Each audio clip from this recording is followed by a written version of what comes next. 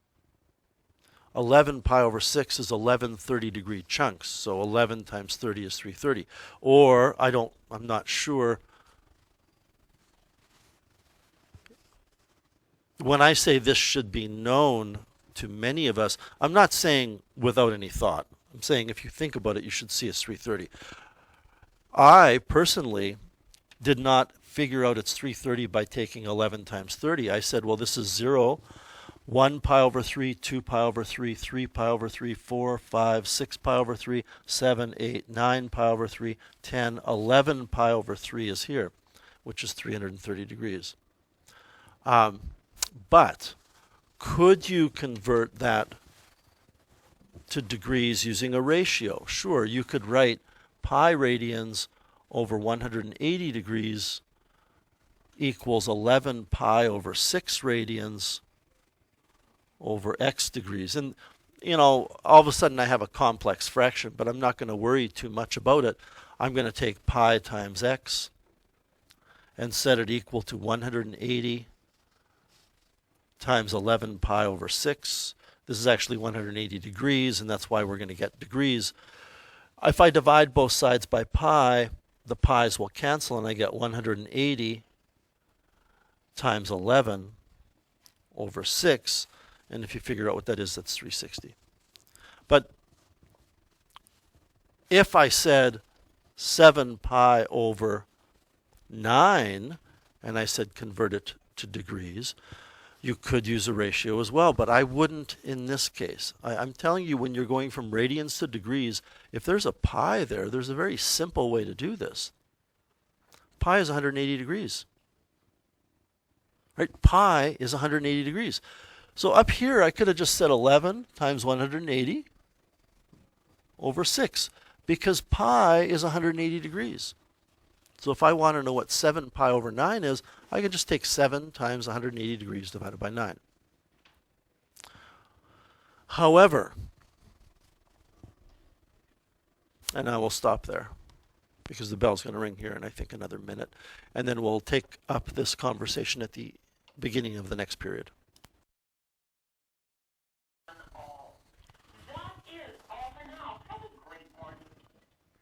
All right, so I was mentioning that if you want to convert from radians to degrees and there's a pi in there as part of the number of radians, it's a multiple of pi. The simplest thing to do is just to put 180 degrees in for pi. Sometimes you might, however, have a decimal amount of radians. So if you had 3.28, bad number to use, I don't want to use 3.28, 3.8 radians, and I want to convert that to degrees, then you really ought to set up a ratio. If you know how to use your graphing calculator with the conversion mode to accomplish this, that's fine. But what we would do here is you could put pi radians over 180 degrees equals 3.8 radians. I'll put the word rad in here over x degrees, and remember, pi is just a number. So solving this for x is a grade 7 skill. You cross multiply and divide, or you cross multiply and solve for x. It's going to be, well, I would just multiply both sides by 180, and then divide by pi. Be careful here, though. Your x is on the bottom. So when you cross multiply, you get x times pi equals 180 times 3.8. I mean, you should be able to solve that. You should be able to figure out how many degrees that is. And it's going to be a little bit more than I would guess 360 degrees, because 2 pi is 360. And 2 pi is, no, a little bit more than 180, I guess. Is that right? Okay.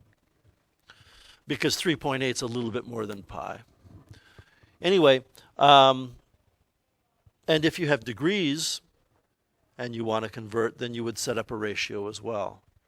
So if you had 74 degrees and you wanted to know the exact value in rads, then what you would do is you would take pi rads over 180 degrees equals x rads over 74 degrees. you would cross multiply. But, and I'm not going to spend as much time on all the other topics as I am with this necessarily.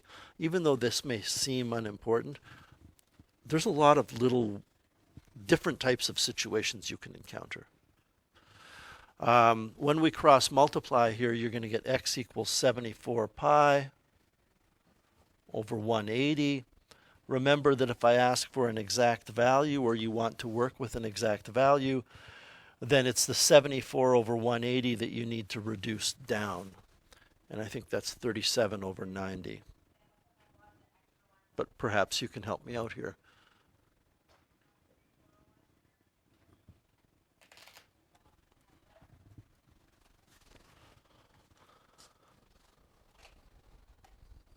So it would be 37 pi over 90, or 37 over 90 times pi. Anyway, you have all of these different types of situations. You need to be a very good translator at going from degrees to radians and radians to degrees. You need to know how that works. That brings us to arc length. And you do have an arc length formula on your formula sheet. It says that theta is equal to the arc length in a circle divided by the radius of the circle. But this only works in radians. So, yeah, I guess all that's important here, or the main idea, is you better make sure that you're working in radians. And despite the fact that I say it numerous times, there's always going to be somebody on an exam who forgets to convert to radians first. So you have to make sure that you understand that this formula only works in radians. All right, moving on. Now we get into the coordinate trigonometry aspect of the unit. And we have some review here from Math 20-1 that I've included in this handout, and I've included in our lessons and our unit work. Unless you understand what a rotation angle is, when we get to things like solving trigonometric equations, you will not understand how to solve them. A rotation angle, assuming it's a positive rotation angle, a rotation angle in standard position, which is what we always do. I mean, I want to make that clear. We don't draw rotation angles in non-standard positions. They are always in standard positions.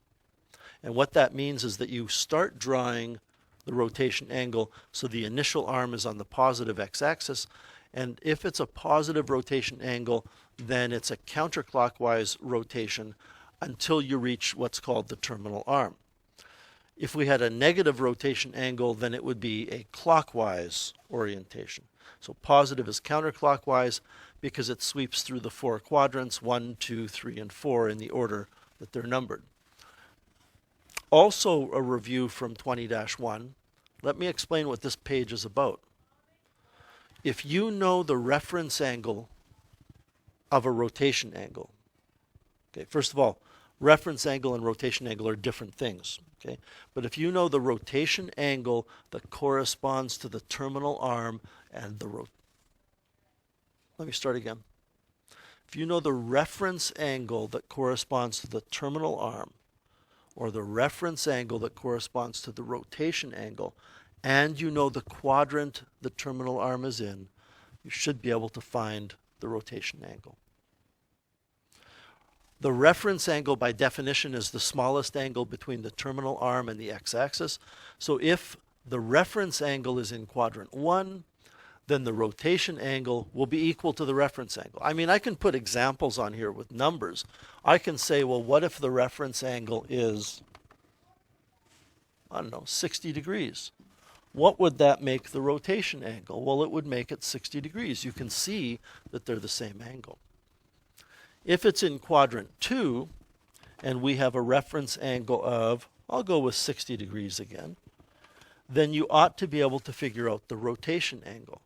And in this case, it would be 180 minus 60, which would be 120 degrees. How's my arithmetic there? 120? Good. If it's in quadrant 3, and we have a reference angle of 60 degrees, then you should know that the rotation angle would be found by taking 180 plus 60, which last time I checked is 240 degrees. Thank you. And finally, if you have a reference angle, I'm not quite sure why this reference angle looks considerably different and smaller than the other ones, but that's okay. If we had a reference angle of, say, 30 degrees, that looks like about 30 degrees to me, then you should be able to figure out that the rotation angle would be 360 minus 30, which is 330 degrees. And again, so you know, the reason why this is important is when you solve a trigonometric equation, you're going to be finding a reference angle and then using it to find the rotation angle, which is the solution to a trig equation. So now back to the Math 30, you need to know the properties of the unit circle. The coordinates of a point on the unit circle are perhaps the most important aspect of the unit circle. The x-coordinate of a point on the unit circle is the cosine of the rotation angle, and the y-coordinate is the sine of the rotation angle. Just general properties of the unit circle, you obviously need to know that the radius is 1, and the equation of the unit circle is x squared plus y squared equals 1.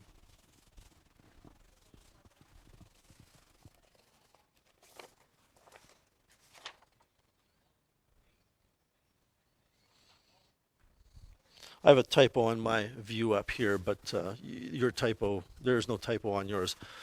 Yours says the equation of the unit circle is x squared plus y squared equals 1. And by the way, the formatting of your handout may be a little bit different than the formatting of what you're looking at up here.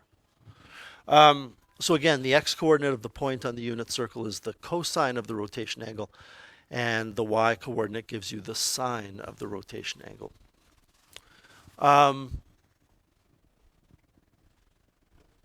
You also have on yours, and I didn't have it up here, you do need to know that the equation of a circle centered at the origin, but the radius is not 1, is x squared plus y squared equals r squared. That's at the bottom of that top slide on that page.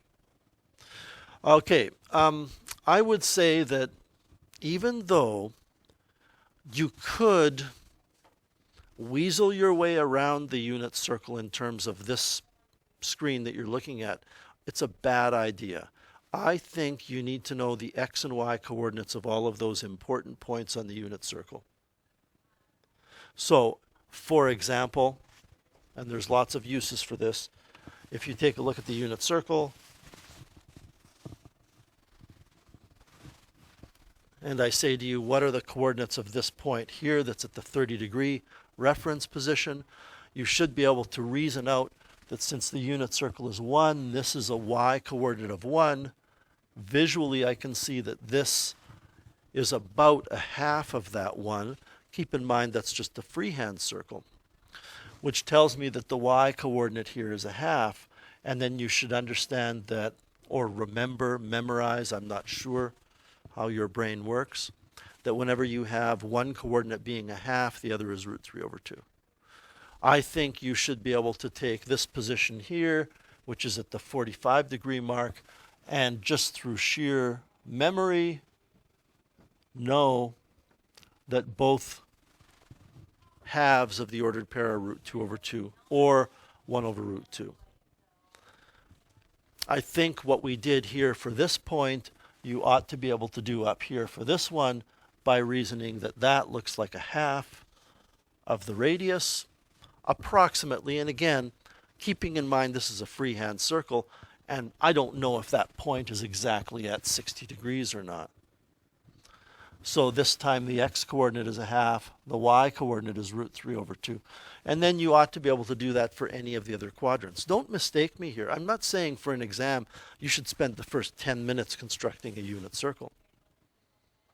I think when you need to know the coordinates of a point, then you do it on paper. Okay. Knowing those coordinates allows you to determine the exact value of any trigonometric ratio of a special angle. So I want to show you an example right now of a way of a question that you cannot weasel your way around very easily. I tell you that the cosine that the sine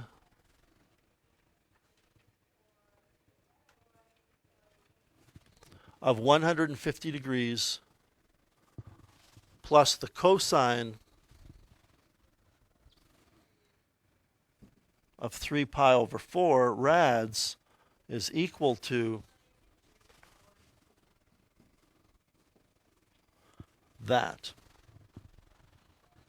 So first of all, you cannot enter this into your calculator in one shot because I'm mixing up degrees and radians. You can't enter this and tell the calculator, do this in degrees and do this in radians. Well, that's not true, but I haven't shown you how. You could probably figure it out. But the bottom line is, you cannot enter this into your calculator, get a decimal, and in any way expect to convert it to an exact value. So you need to know that sine of 150 degrees is 1/2. How do I know that? Well, 150 degrees is here. The y-coordinate of that point is 1/2. You need to know that cosine of 3 pi over 4 is negative root 2 over 2. How do I know that? Because 3 pi over 4, 1, 2, 3 pi over 4 is here, and that point has an x-coordinate of negative root 2 over 2. So then you can put these together and say it's 1 minus root 2 all over 2 and get the answer. I don't think there's really an easy way to cheat your way around that without knowing the unit circle. We've said in the past that you can use your calculator and then square the result to see what you're taking the square root of. But this squared is going to be irrational as well. So that strategy that you may recall won't work.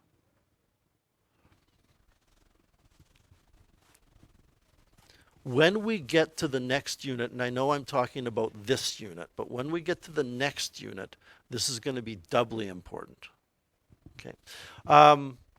And as an added layer to this little mathematical dessert, if you know those points, you can find answers to trigonometric equations really quickly, very quickly, in maybe 10% the time it takes somebody else to do it.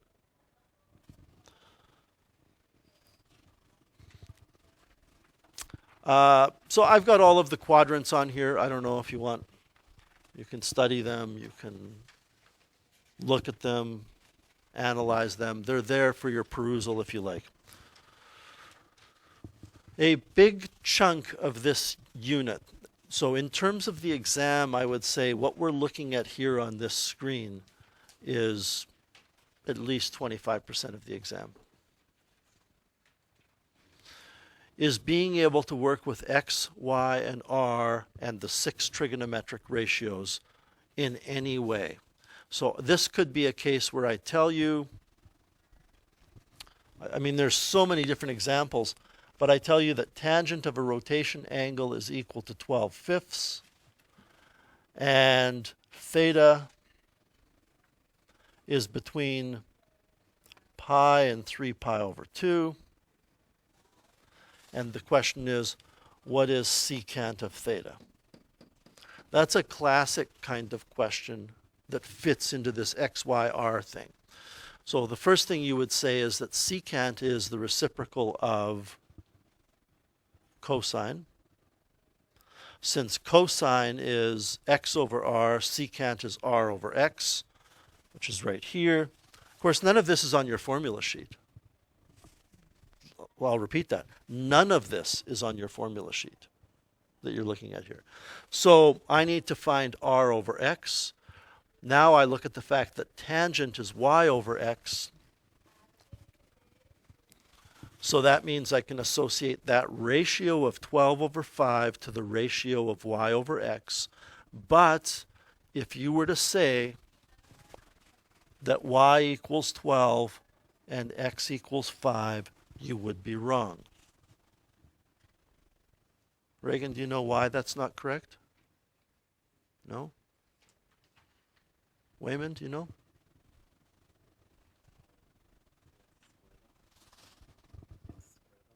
Well, to find R, yeah, but there's something else. There's a big ticket item in this question that's absolutely crucial. And if you don't pay attention to this, You're hooped on the exam. Like you will, it'll be difficult to pass. Ian?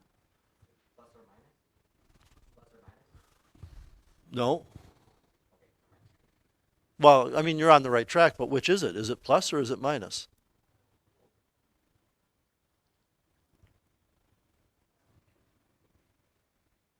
Tangent is positive in the third quadrant and the first quadrant. This isn't in the first quadrant, though.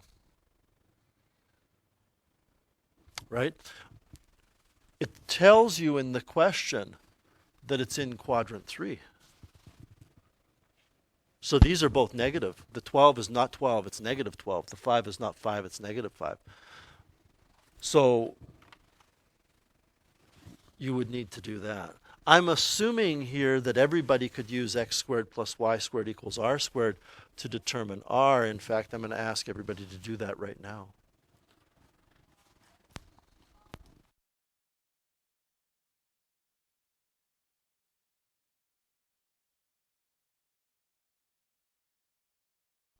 I'm pretty sure it's 13. Okay, I mean, something that some of my math 20s are struggling with a bit right now, which is unfortunate, is not using your calculator right to square negative numbers. I hope that's not an issue here. That, you know, if you're going to put those negatives into your calculator when you square those values of x and y, that you have to put them in brackets.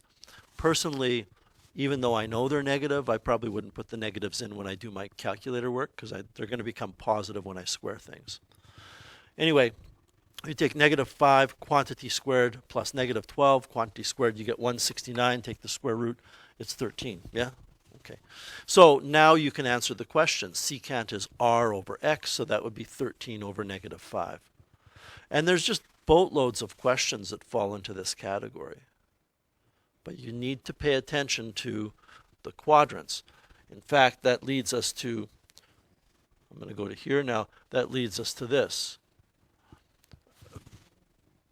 And we're going to need this to solve trigonometric equations, but we also need it to understand questions that in a certain quadrant, if tangent is positive, that doesn't mean x and y are both positive. They could both be negative if it's in quadrant 3. So I can summarize this page by basically saying, since x and y go from positives to negatives depending on where you are on the grid, all 6 of those trigonometric ratios could end up being positive or negative depending on where you are on the grid. By the way, even though x can be positive or negative and y can be positive or negative, r is always positive, right? It's very difficult to put all of this into one sequence that always makes sense. Because when we defined these 6 trigonometric ratios, I want to erase some stuff here. When we define these 6 trigonometric ratios, we do so in terms of x, y, and r. And I've given you cosecant and secant and cotangent of theta in terms of x, y, and r. But then in your handout, I don't talk about the fact that these are related to the primary trig ratios till later on. I could have put this slide first. It doesn't really matter. This is on your formula sheet. So you do need to know how to convert a sine of a rotation angle to a cosecant by taking the reciprocal of it. Not the reciprocal of the angle, the reciprocal of the ratio. Similarly with secant and cotangent and tangent.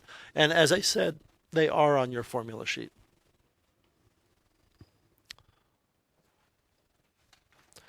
And finally, I mean, I'm not going to review the one after this because it has to do with graphing and we still are not finished that. To solve a trigonometric equation, there's 2 ways to go about it. I'm actually going to, I need to spend some time doing this. Let's take a look at 2 different trigonometric equations. If I say to you secant of theta equals negative root 2. Okay, that's one equation. And I'm going to take another equation that's going to be, we'll go cotangent of theta equals 1.58. So I'm choosing to illustrate solving equations by talking about reciprocal trig ratios. The other thing I want you to note is that this didn't have to be secant of theta equals negative root 2. It could have been, to begin with, secant of theta plus root 2 equals 0. Right? I'm starting at the point where you've rearranged the equation to get a trig ratio equals a number.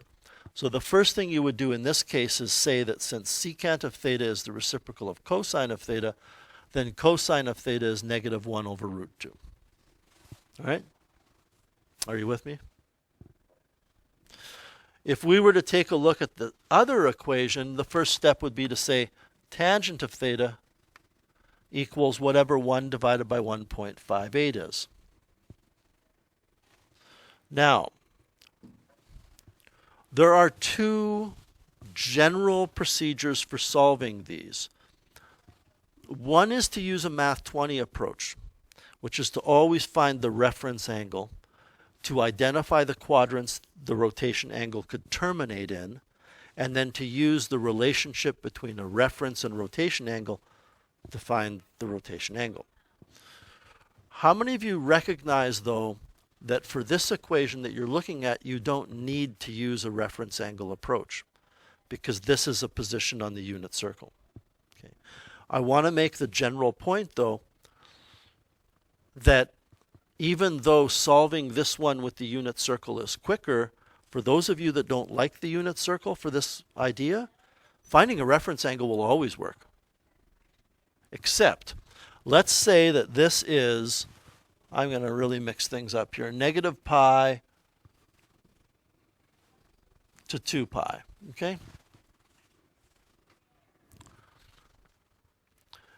So we want to work in radians. Now I want everybody to find the reference angle right now on your calculator. You have cos of theta equals negative 1 over root 2. And I want to know the reference angle in radians.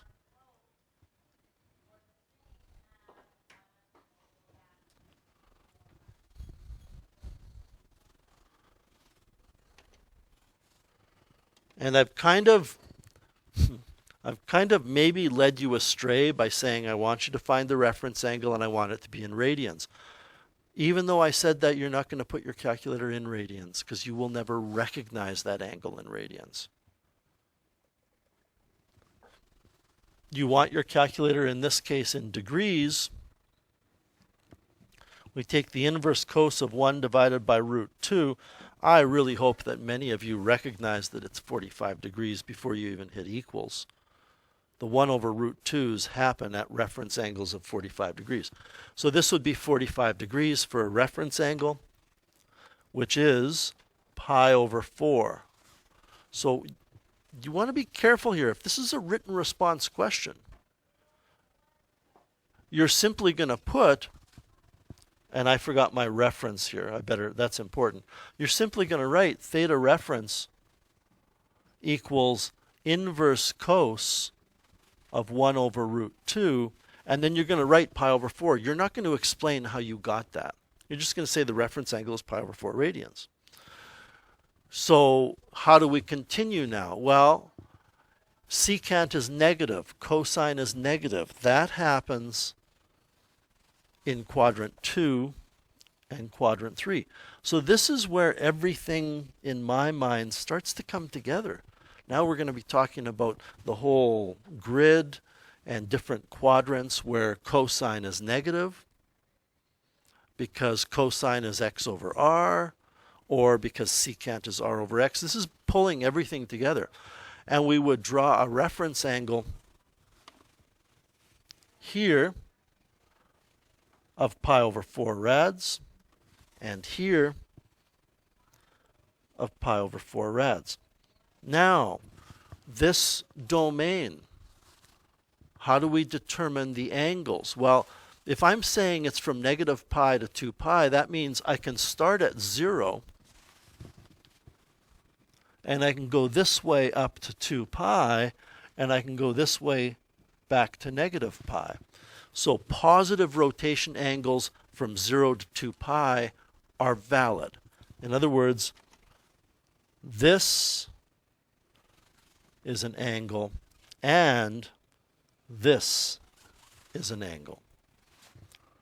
But we can go to negative pi, which means that this would be an angle except for the fact that it's past negative pi. Negative pi would stop here. So this is out. However, this is a third angle.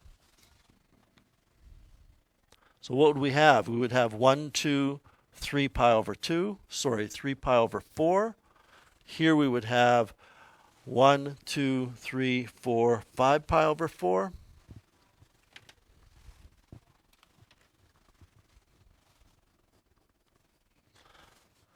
Here we would have negative 3 pi over 4, and those would be your solutions. The point in this problem where you draw this and this can be accomplished that quickly with the unit circle. The only difficulty, and I'm just pointing this out for the few of you that would use the unit circle, is on a written response you better explain what's going on there. Even if it's just saying on the unit circle, these are the coordinates of those points. Okay. Any questions with that problem? Okay, so what did we do? We identified the 2 quadrants that the terminal arm could be in. We determined the reference angle, and then we sketched the reference angle and found the rotation angles. If we did this one, how many of you see, how many of you would use the unit circle maybe for the previous question? Okay. How many of you see that that's a dead end here? Because that's a weird, wacky decimal. In which case you're simply going to use, and we'll make this easy, we'll go from 0 to 360 degrees. We're simply going to use the fact that the tangent of the rotation angle is positive here and here. You're going to find the reference angle on your calculator. This, by the way, would probably not be a written response question. Written response questions usually involve different domains, more complicated things, probably radians instead of degrees, etc. So if I take in degree mode inverse tan of 1 divided by 1.58, I get this. So it's going to be 32 degrees in quadrant 1, 32 degrees in quadrant 3, which is where tangent's positive. I'm going under the assumption that you can find both of those angles, 32 degrees and then whatever 180 plus 32 is, which I believe is 212. Thank you. So going back now to, that's linear. And, you know, other than cosecant, secant, and cotangent, linear trigonometric equation solving is Math 20. So I don't think you're likely to see on your exam stuff like cos theta equals 1/2. That's Math 20. But cosecant or secant or cotangent I would give you for linear. For quadratic, it's the exact same thing except you have to factor it first. So if I told you to solve 2 cosecant theta squared theta minus cosecant theta minus 1 equals 0, you would factor this.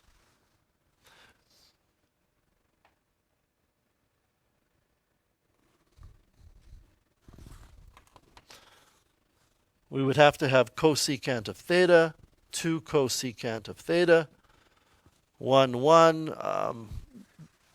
we're going to need to put the negatives and the positives in those positions. This would be equal to 0.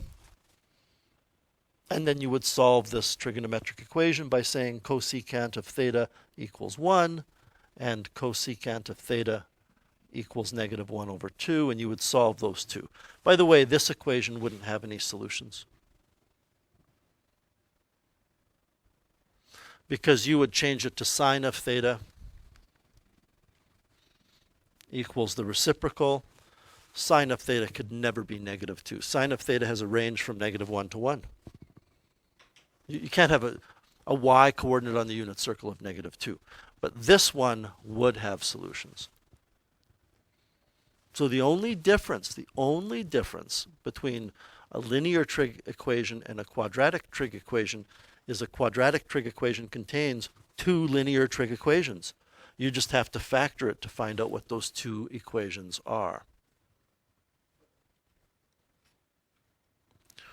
So I'm not going to worry about reviewing this. Even though we've done this already, I'm going to wait until Thursday to review all of the graphing together after we've learned all of the graphing. You have in front of you as well a multiple choice numerical response practice package, and that's what I would recommend you working on for tomorrow. Try to get as much of that done as possible. If you've made a note as we went through this review today of something that I know what it's like. You look at something, you go, I know I was taught this, but I just don't remember it. Make a note of that and practice those types of problems. And you don't have to go hunting through the multiple choice stuff to find them. Go to your textbook. And lastly, if you want an extra practice handout at some point, the one that has one extra practice set of problems for each section that we've covered, it's up here. You can feel free to grab